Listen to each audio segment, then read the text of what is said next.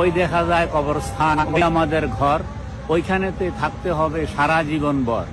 ওই কবর তুই চাস কি, টাকা পয়সা নেস কি? ঘোষ আমি খাই না, মমিন বন্দা পাই না, একটা যদি পাই অমনি তারে জান্নাতে পাঠাই। আলহামদুলিল্লাহ। একদিন মাটির ভিতরে হবে ঘরে মোনামা, কেন বাঁধো দালান ঘর রে মোনামা, কেন